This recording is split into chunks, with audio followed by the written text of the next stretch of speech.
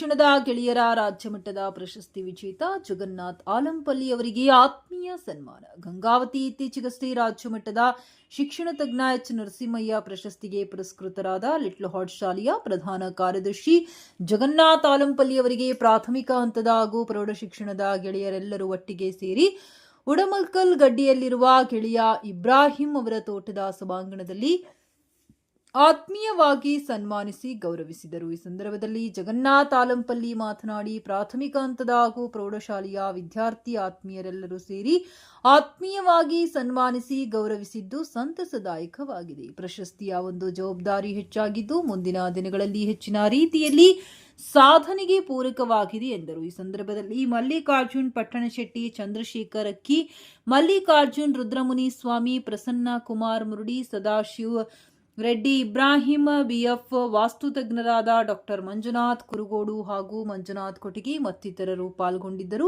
ಬಳಿಕ ಬಾಲ್ಯದ ಹಾಗೂ ಪ್ರಣಾವ್ಯವಸ್ಥೆಯ ಸವಿಸವಿ ನೆನಪುಗಳನ್ನು ಹಂಚಿಕೊಂಡರು.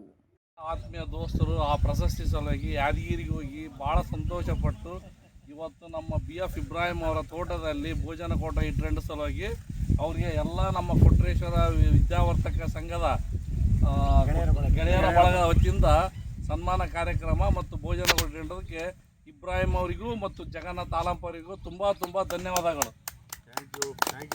ನಮ್ಮ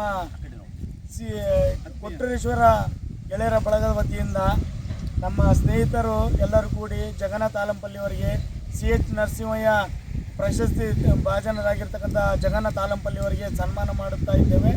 ಈ ಸಂದರ್ಭದಲ್ಲಿ ನಮ್ಮೆಲ್ಲ ಗೆಳೆಯರ ಬಳಗದಿಂದ ಅವರಿಗೆ ಆರ್ಥಿಕ ಶುಭಾಶಯಗಳನ್ನು ಹೇಳುತ್ತಾ ಮತ್ತು ಅವರಿಗೆ ದೇವರು ಒಳ್ಳೆ ಆರೋಗ್ಯ ಆಯುಷ್ಯ ಕೊಡಲಿ. ಆಮೇಲೆ ಸಂತೋಷದಿಂದ ಈ ಒಂದು ಸನ್ಮಾನವನ್ನು ಅವರಿಗೆ ಮಾಡಿದ್ದೀವಿ. ಅದ್ರ ಜೊತೆಗೆ ಈ ಒಂದು ಇಬ್ರಾಹಿಂ ಅವರ ಒಂದು ತೋಟದಲ್ಲಿ ಒಂದು ಪ್ರೀತಿ ಭೋಜನವನ್ನು ಸಹ ಏರ್ಪಡಿಸಿದ್ರು. ಅದರಲ್ಲಿ ಸಹ ನಮ್ಮ ಎಲ್ಲರಿಗೂ ಸಂತೋಷವಾಗಿ ಇನ್ನು ಪ್ರಶಸ್ತಿಗಳು ಸಾಕಷ್ಟು ಬರಬೇಕು.